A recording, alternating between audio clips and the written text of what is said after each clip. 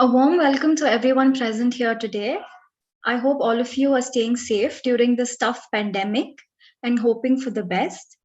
Our Center for Health Research and Education is an independent healthcare company bridging the policy and practice gap in public health for global cancer prevention.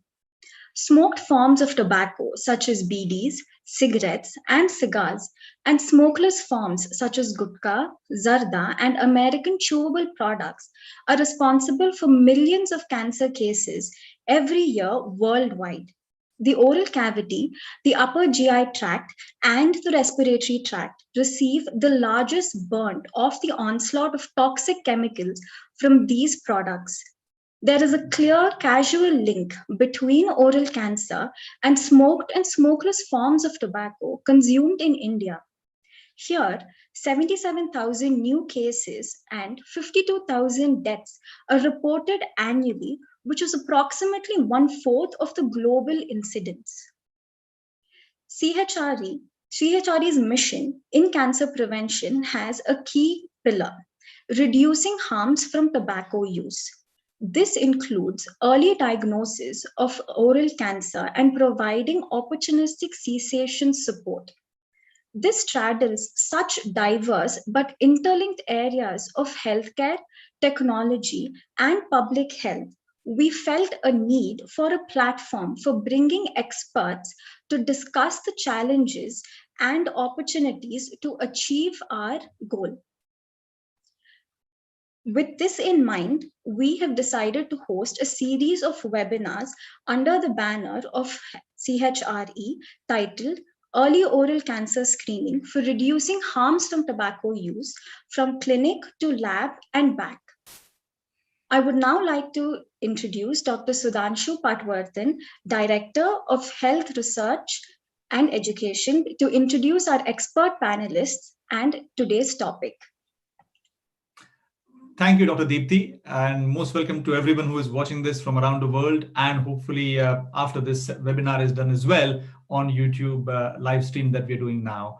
Welcome all.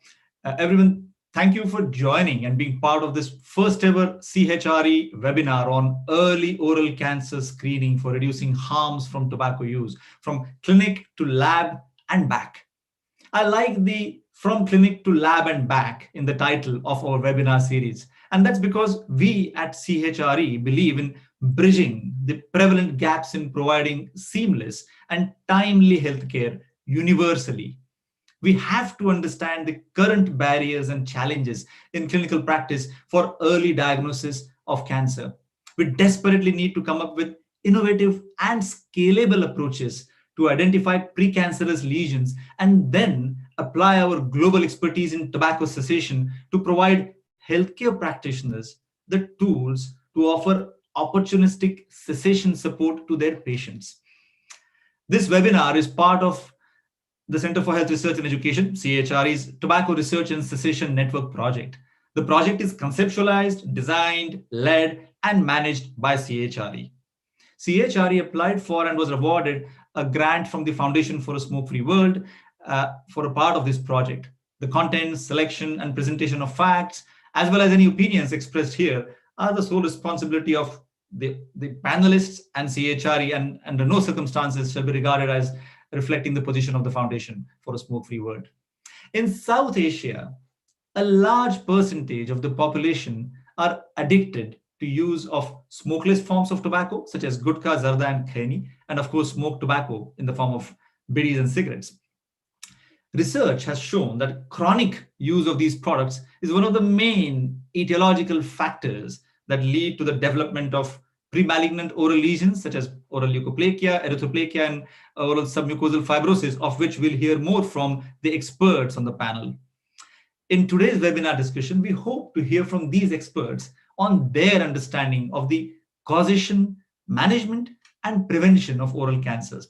We have an expert panel who will provide us with their experienced intel on the subject. First, we have Professor Rajeshwar Sharan, Dean, School of Life Sciences, Northeastern Hill University, Shillong, Meghalaya, India, to shed some light on the carcinogens in oral smokeless tobacco products.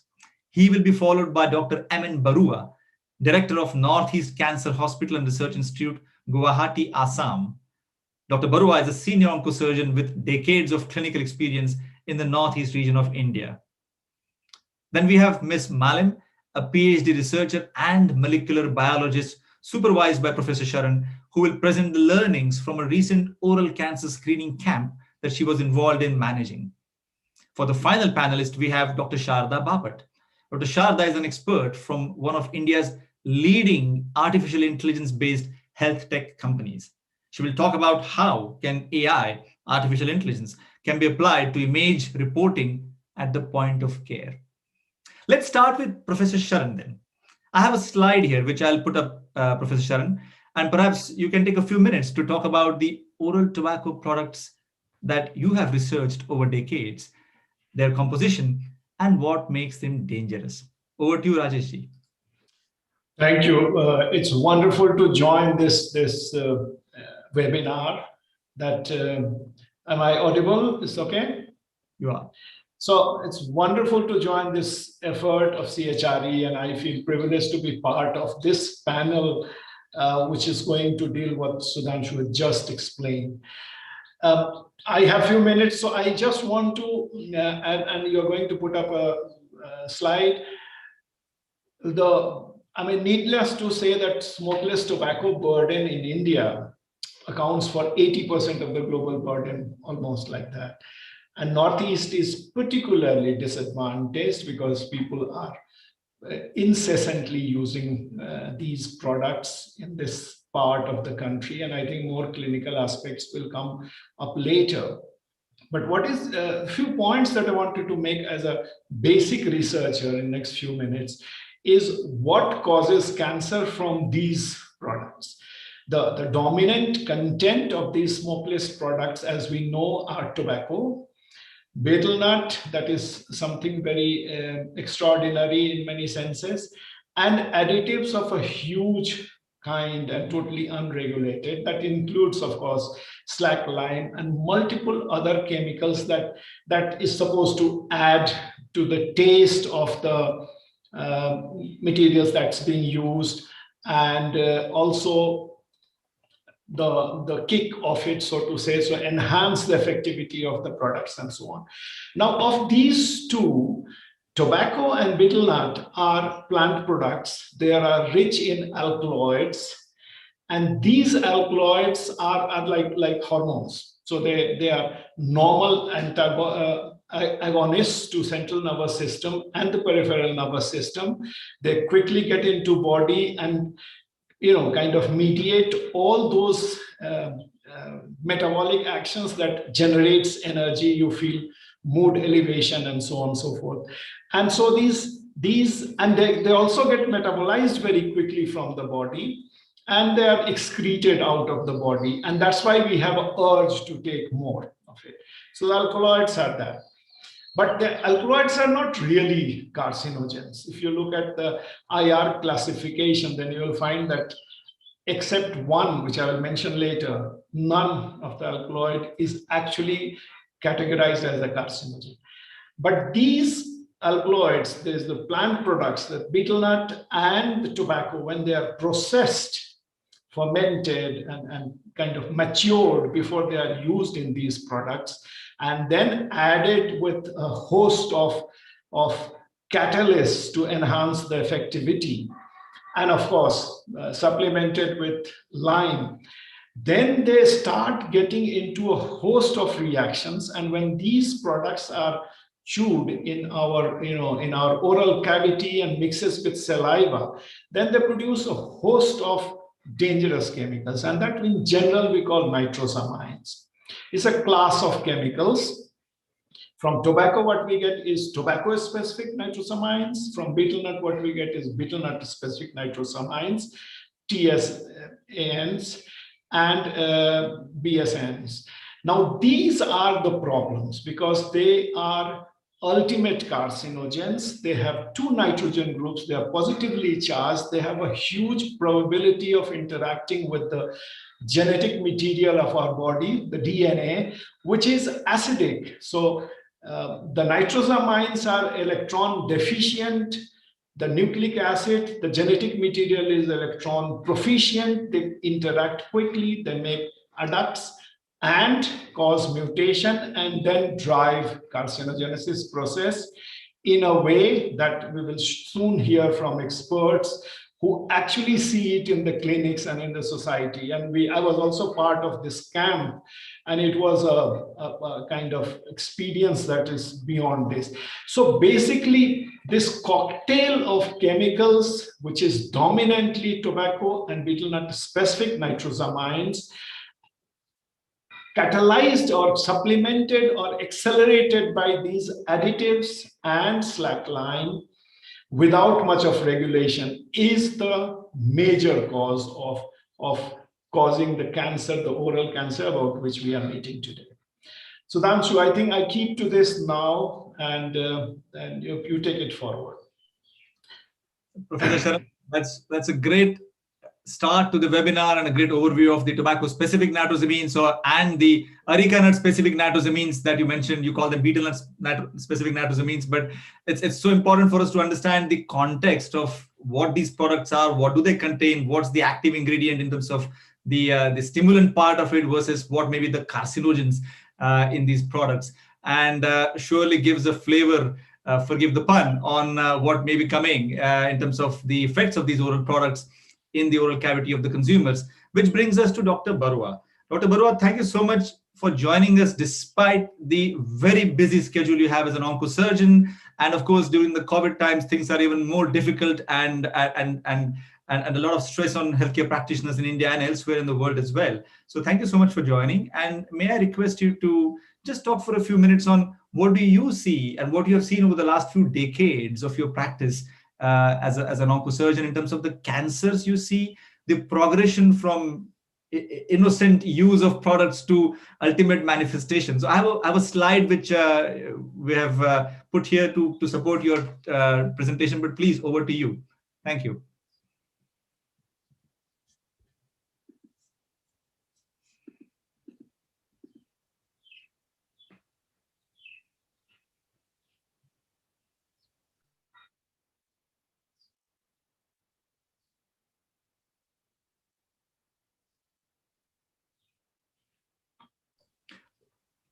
What I think we should be able to hear you. If you want to try saying something.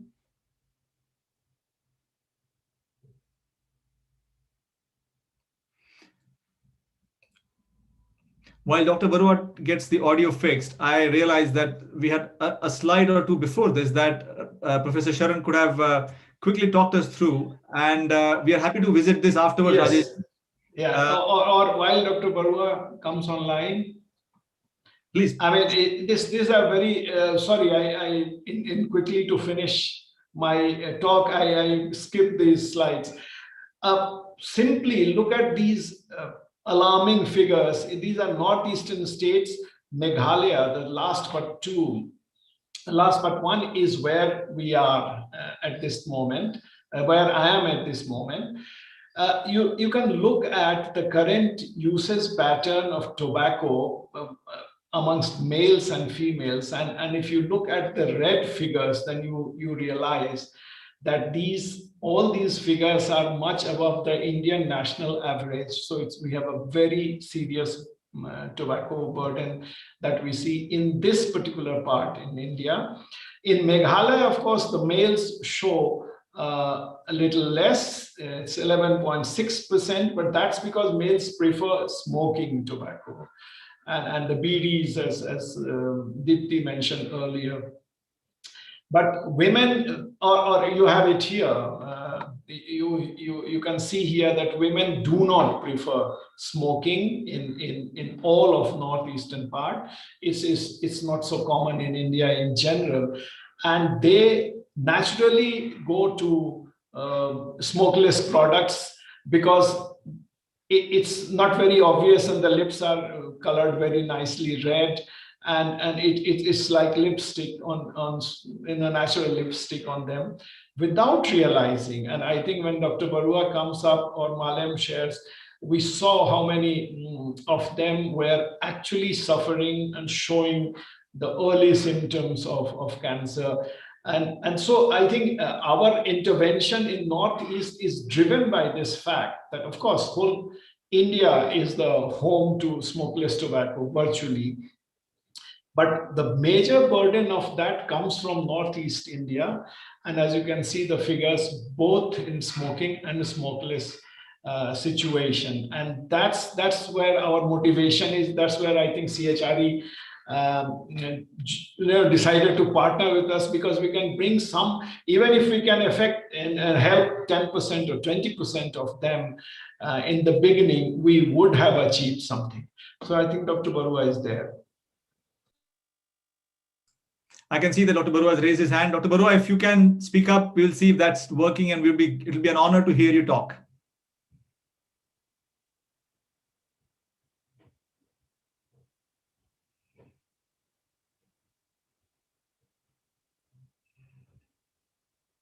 How about this? I think in the previous conversations we've had with Dr. Barua and also Rajesh ji, you mentioned the camp that was held in the Northeast. Yeah, I see Dr. Barua there, or I see somebody helping him out in the technology. Dr. Barua, if you're ready to go, do a thumbs up. If not, we will carry on with this and we'll come back to you when you're ready.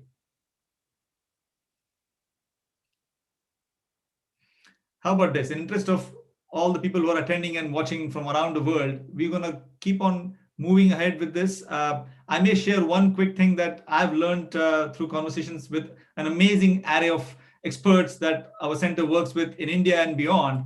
And that is this. Having been trained as a medical doctor, I understood that, of course, oral tobacco and smoking causes a variety of cancers and beyond.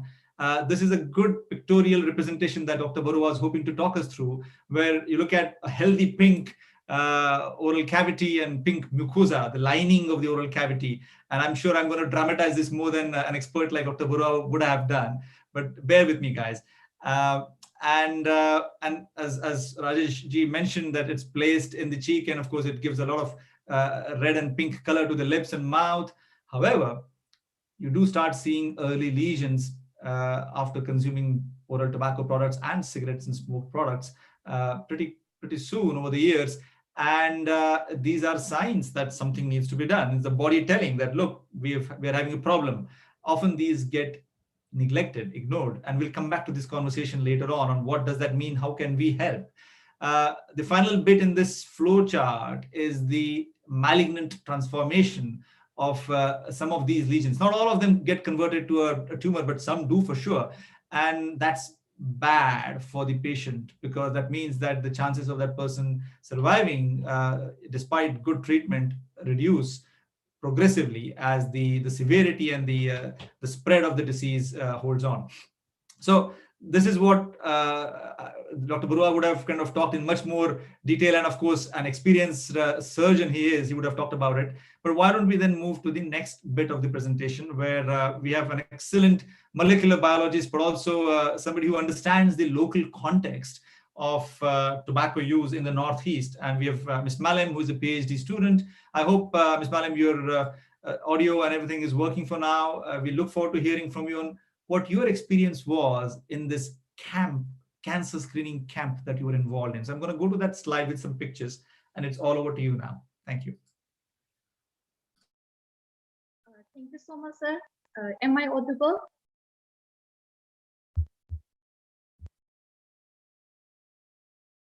Hello. Yes, Malam, you are okay.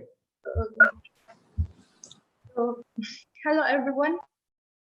Good evening as well as good morning. Hello. And thank you, CHRE, for giving me such an opportunity to be here. Well, I'm Dr. Malam Vichanu, a research scholar from the Department of Biochemistry, NEHU. So today in this webinar, I will be talking about the lessons we have learned from an oral cancer screening awareness camp organized at Bethany Outreach Hospital in Nongpo in Meghalaya. So this camp was organized to bring the local residents of Meghalaya about the risk factors that can be the potential cause of oral cancer. And it aims to educate people that chewing quai, that is betel nut in combination with slaked lime on betel leaf, and smokeless tobacco and smokeless bidis or cigarettes can increase the risk of developing cancer. So we have very interesting findings from this screening camp. So out of all the participants, which is comprising of 50% males and 50% females, the screening team found that 99% were habitual consumers of quai and chewing tobacco since a minimum of 10 to up to 40 years. And whooping nearly 60% of all visitors to the camp saw early signs of oral transformation, which is pre-malignant like leukoplakia, erythroplakia, and mucositis. And the remaining about 40% who were modest users of quai for under 10 years saw mostly non-oral cavity with oral ulcers and soft teeth in the oral cavity. So this suggests that early awareness could prevent further deterioration and onset of carcinogenesis in these individuals. And oral and surgical oncologists in our team were able to provide information on these early symptoms like ulcer, soft teeth inside the oral cavity, as well as on oral hygiene to all the individuals with a key message that if it's not avoided, and it could lead to onset of carcinogenesis. And also we found that 7% of the patients had soft teeth. And while most of the camp visitors believed that oral cancer was preventable if proper oral hygiene was practiced, and nearly all had completely false concept and believed that quai, smokeless or chewing tobacco or smoking were not the main causes of oral cancer. However, overall awareness of association of oral cancer with the consumption of quai, smokeless tobacco, and bidis or cigarette smoking was a bit better among the younger participants than the older participants. On the other hand, all participants were very keen on acquiring correct knowledge about the cause of high incidence of oral cancer in this region, and were keen on talking like preventive steps to avoid oral cancer. So in the near future, such awareness cum screening program is really needed for early cancer detection as well as diagnosis. And it was also a good opportunity for cancer molecular biologists like me to go to the field and interact with the patients to understand the origins and the social and cultural context of cancer. So on this note, I would like to thank Professor R.N. Saran, team lead, and my colleagues from the Radiation and Cancer Biology Research Lab, and Dr. M.N. Barua, and Dr. D.K. Nath, and the team of Norris Cancer Hospital and Research Institute, and Bethany Hospital, Nongpur, and CHRE. So thank you so much. Ms. Malam, what an excellent field report, if I can call it that, because you've actually seen patients and understood the context, as you mentioned, the social and cultural context of use of tobacco products, their understanding, their keenness to understand the effects. Thank you so much for such a visual presentation as well. You got a lot of different pictures showing you and Dr. Barua in action there as well. Dr. Barua, I'm hoping that we can hear your voice. Yes. What a pleasure, what an honor. Please, to go back one slide for you to talk us through what I already did, but I think you can do a much better job at that. You are the expert. So please, it's all you. Thank you, Dr. Sudhanshu and Dr. Saran, for giving me this opportunity to speak in front of this august audience. You see, Northeast India is a hub for the oral cavity cancer. If you see the incidence of overall cancer in India is less than 100 per 1,000 per 1 lakh population, means 100,000 population. But if you consider the state of Mizoram, state of Assam, the incidence is 204 persons per 100,000 population in Mizoram, and in Assam it is 143 per 100,000 population. The overall incidence of the head and neck cancer in Northeast India is near about 40% of all bodies cancer. Out of that, 24% patients are from the oral cavity. So if you see, oral cavity is one of the very important site for early diagnosis of oral cancer in anywhere in the body. There are 3 parts in the body where we can do screening and early diagnosis. Number 1 is oral cavity. Number 2 is your breast, and number 3 is cervix. I think Sudhanshu has rightly selected this oral cavity for early screening and early diagnosis. Now, in our region, as you know, 90% of the oral cavity cancer patients are tobacco and betel nut users. And Doctor, if you allow me to say, out of that, many patients use both. It is not that only tobacco or the betel nut.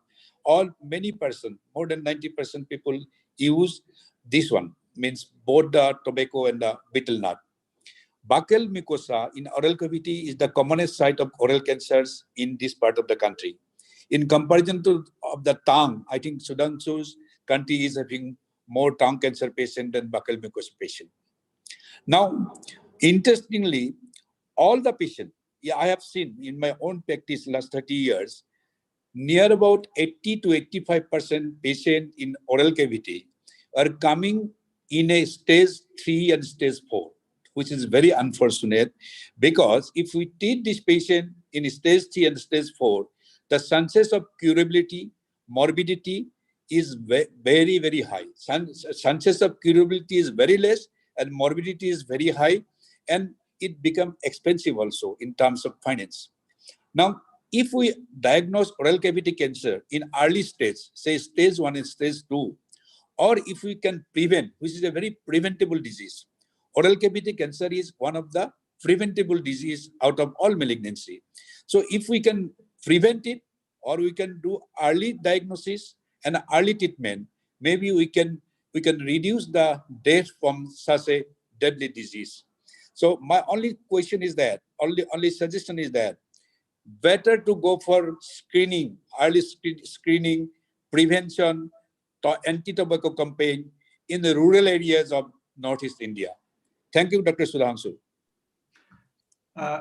Thank you, Dr. Barua. We are very privileged and honored to have this distinguished panel, including yourself, and I think such an interesting insight into behavior of consumers of tobacco, but of course they end up being patients.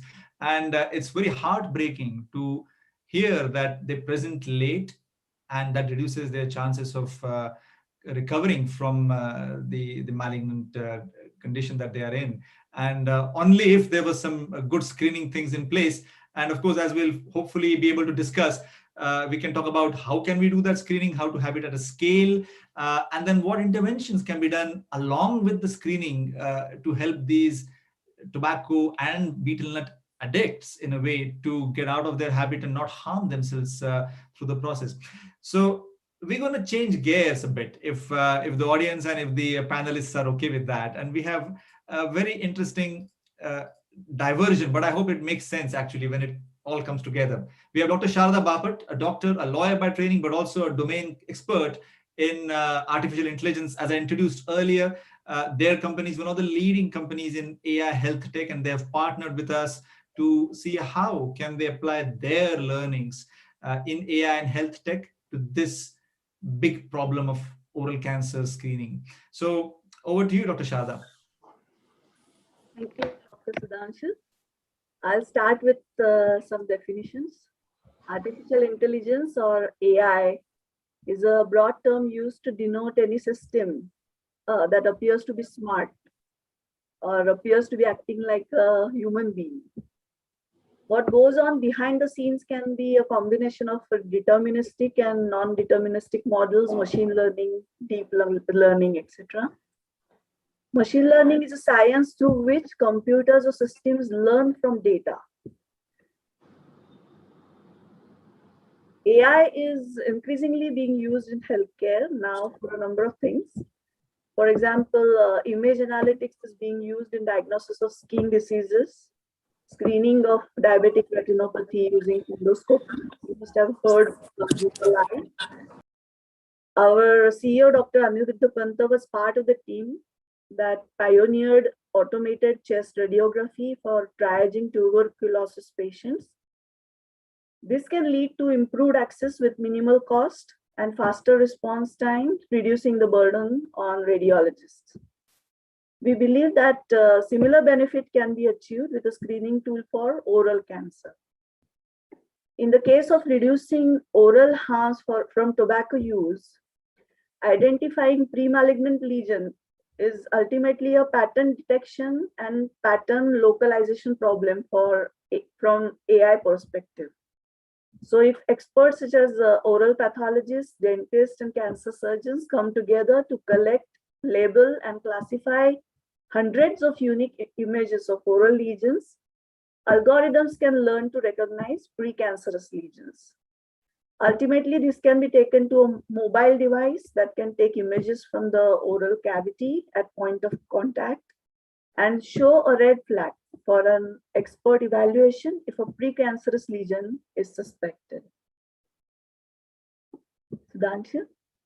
Oh, Dr. Shada, thank you so much. That when we discussed this previously, and I love the way you had the red flag there, which is essentially what will be the way a doctor or a healthcare practitioner at the point of care would be alarmed by if they were to observe something that has a potential to be malignant or was at least evidently pre-malignant. So can I make a comment on this? And then we're going to stop the presentation mode and go into a panel mode. I'm very pleased that we have a few questions already being asked in the panel, in the webinar. And I'm hoping that more questions will pop up during the course of the next 30 minutes.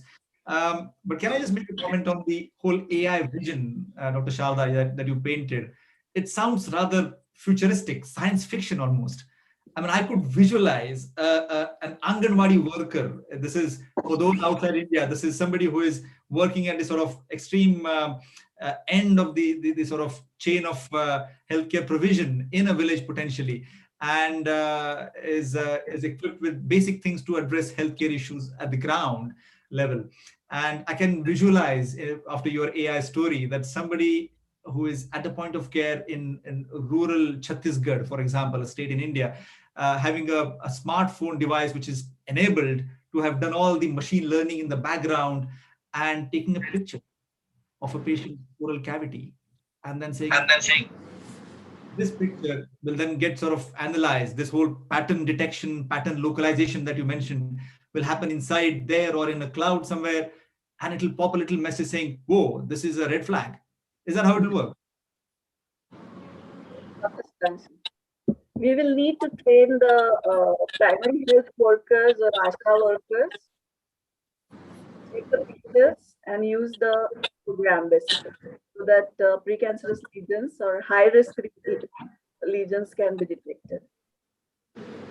That's interesting. I think the role of ASHA workers, other healthcare practitioners on the ground will be crucial to be able to do this sort of screening at the point of care. Now let's do one thing, if I may, which is to stop sharing this and have the panel all visible. Hopefully you can all please unmute your mics if you are asked a question, and I would love to have a good thorough discussion. I have 3 questions, as I mentioned already, that have been asked, and I'm going to just say them. I'm just going to mention them because they're specifically targeted to each one of the panelists. So thank you, Dr. Karishma Kaushik, for putting these questions online. One is to Professor Sharan, and that is about the role of, you mentioned tobacco-specific nitrosamines and areca nut-specific nitrosamines, and the reason they are formed is because of the processing of tobacco. The question is, what's the role of slaked lime that's often in these oral tobacco products? Yeah, I think it is some point that I mentioned very, very obliquely, respecting the time constraints, but it's a very good question because very important. Now, slackline, it's a very innocuous thing. It's a calcium hydroxide, but it is highly basic. The pH is at least 10, if not more. Now, as you know, the oral cavity pH is acidic. That's what the nature has designed. So when you have slackline added to this concoction of the smokeless products that you saw the picture with a variety of smokeless products that are available, all of them have different quantities of the slackline added to act as a catalyst to the whole process of kick that it must give. Now, slackline also is very corrosive because pH 10 and above. So it starts, and since the quantity is not regulated, starts making kind of ulcers in the mouth. And that becomes an easy entry point for all other nitrosamines, which are simultaneously being popped up in the oral cavity while it's being mixed with saliva, that they get absorbed quickly. So it becomes a point of damage from where actually all these carcinogens attack. So you start with ulceration, and that becomes an entry point for all these cancer-causing agents to find easy entry and make mutagenesis and carcinogenesis process from there onwards. Well, thank you so much. That's very helpful, Professor Karan. And in fact, while you were giving your expert view, which is so helpful to understand the chemistry behind the pathology of oral lesions, there was an interesting comment and very well taken from Mr. Atakan Befritis in Sweden. I believe he is now. Yes, I'm reading it. And yes, this we have talked earlier also. Chunam is essentially the same as is written. It's also a solution, it's also a problem there.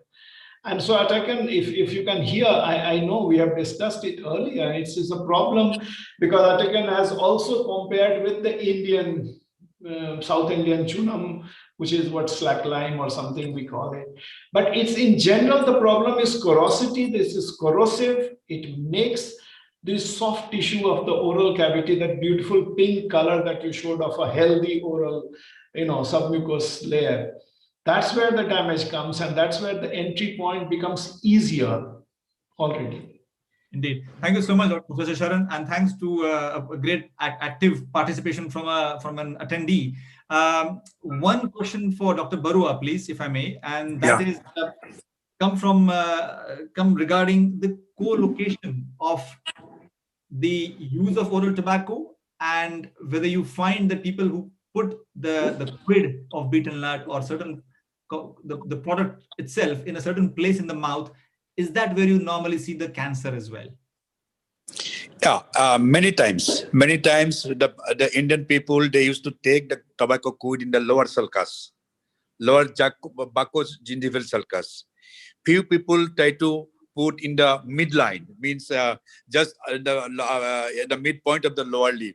And it is our experience that we are getting a lot of patients who used to keep the tobacco quid or the betel nut quid in the same place where that cancer arises. That is a very common thing. So and because of that, it is not only the place where they keep the tobacco quid in place, because the oral cavity is entirely damaged because of what Dr. Sharan has already described, the carcinogen in tobacco. I see. And also, this betel nut is a hard stuff. So when it's chewing, as we have seen also in our camp, Dr. Barua, if you recall, it adds to the damaging that the gentle soft tissue of the inner soft tissue of the oral cavity, making it more vulnerable. So it's already damaged physically, and then comes all other results. Yeah, exactly. And in betel nut, there is a spicules, which damage the buccal mucosa, which is a very soft one.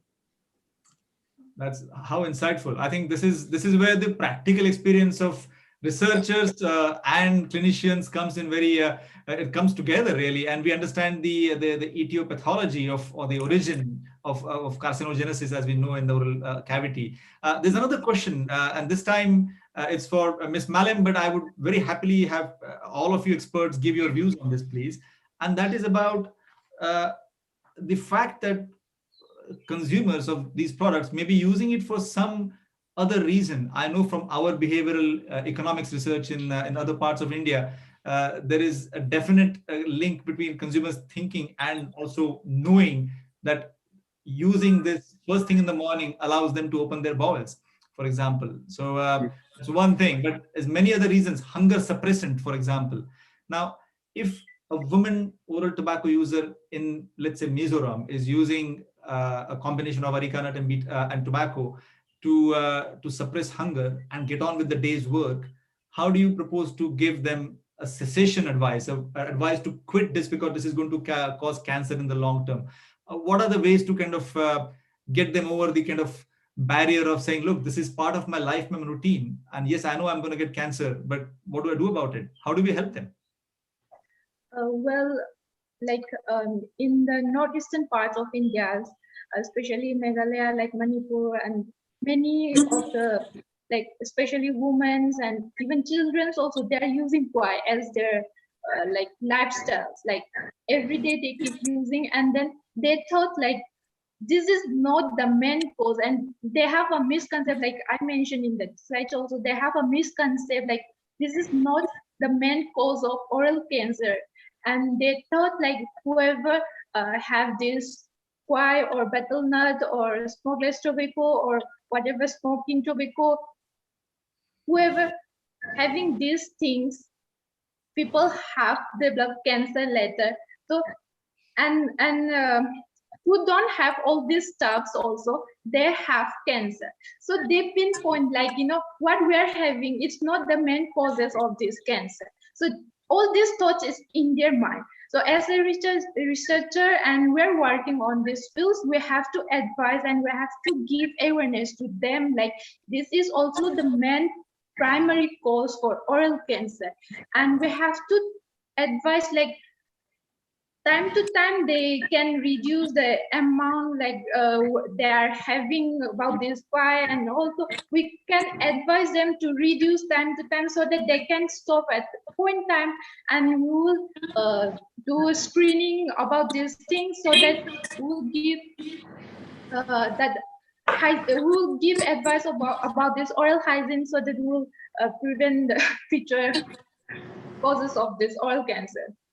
Thank you so much. That's very that's insightful in terms of your understanding of how people use it. You have local experience with that. Dr. Barua, if I may quickly ask you to also give your expert view on when you see a patient, let's say, hopefully a patient comes in with early pre-malignant conditions, so not stage 3, stage 4, stage 7. What do you do in terms of advising on how to quit tobacco? No, actually, when a patient comes, as I say, leukoplakia or erythroplakia, I will advise him initially, please stop the offending agent. Now, how to do that? To stop tobacco and the betel nut, I think it needs some willpower also. Sure. Exactly. It's willpower. And I have to give them some sort of teaching lessons that how tobacco causes cancer, what are the carcinogens inside the tobacco, and how it affect not only your buccal mucosa, entire body. So I have to little bit, I have to tell them some sort of very negative point against tobacco, very, very negative point.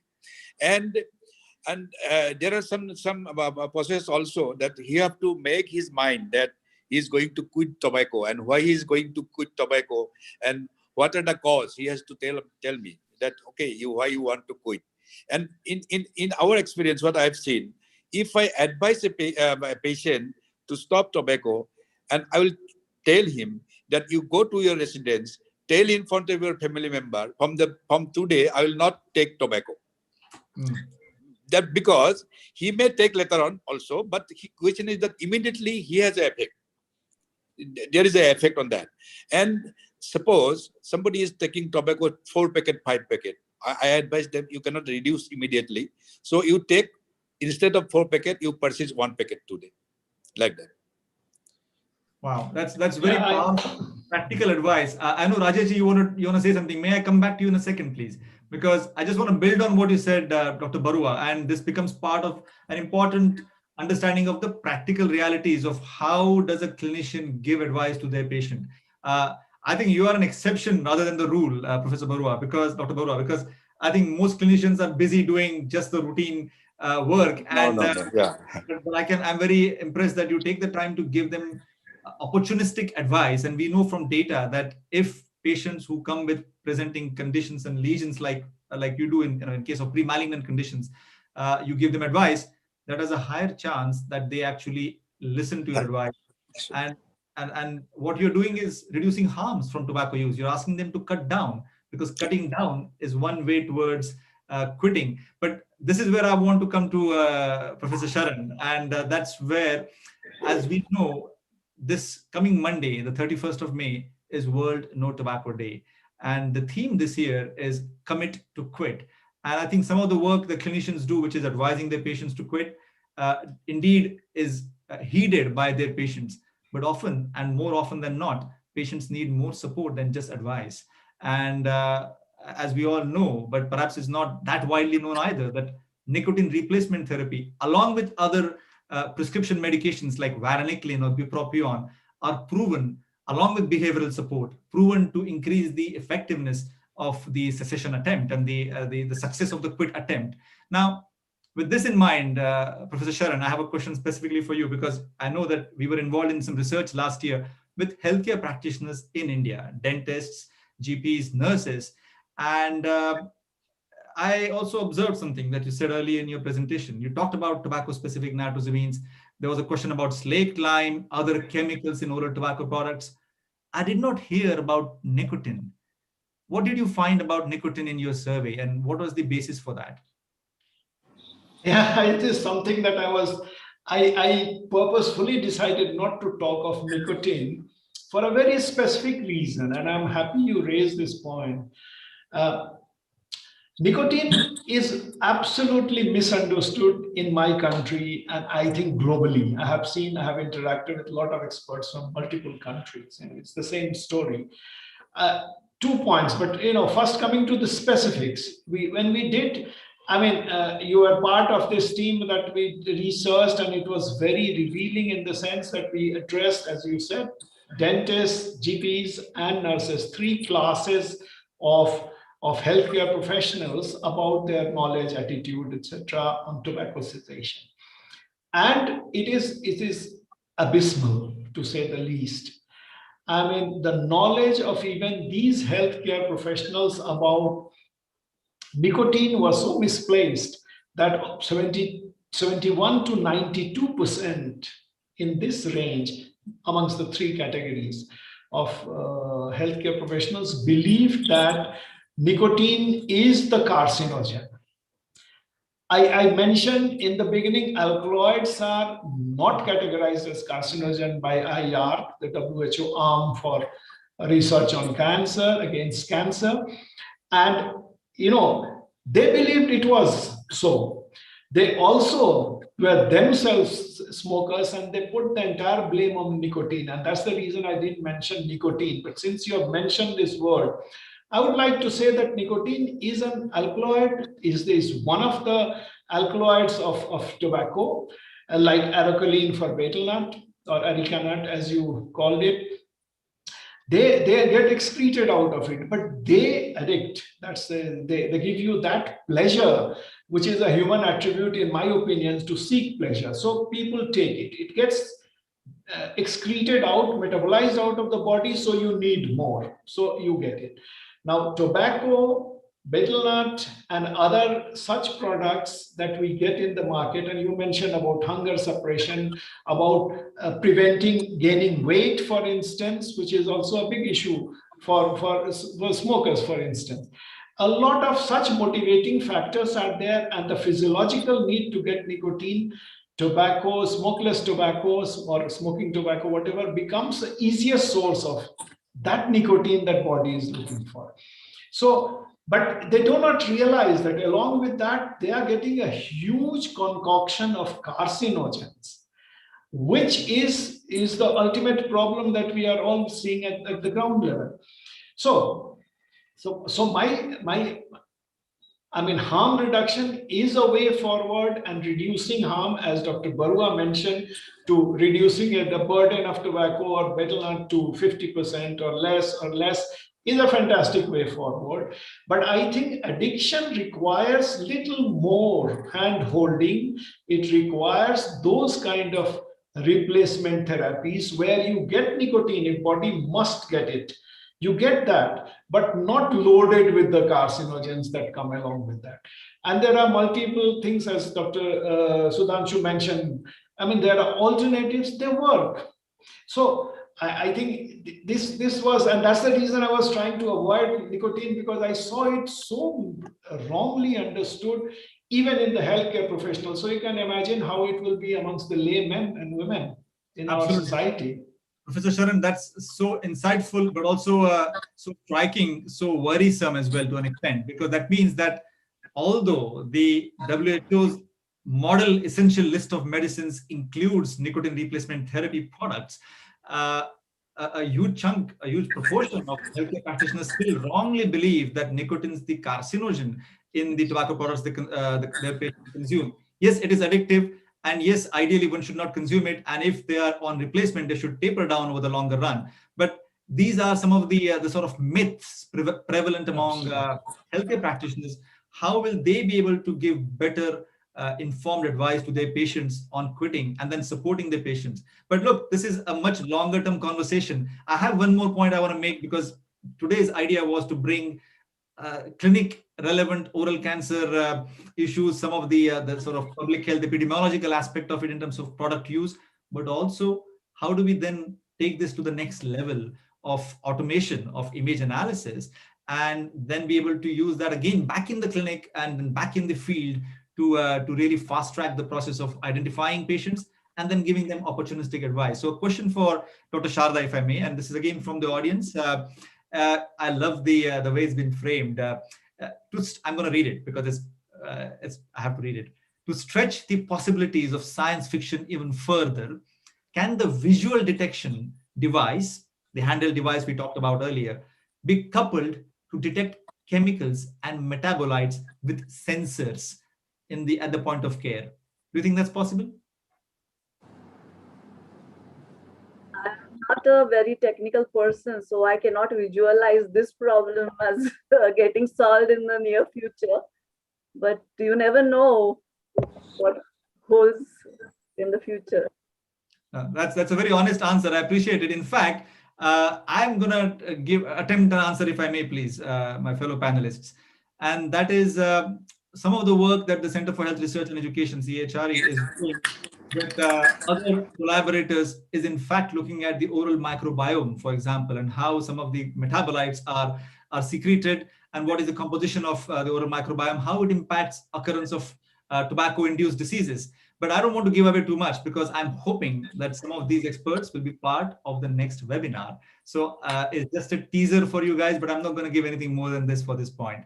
Look, I think we're running out of time. As promised, we want to keep it to 1 hour.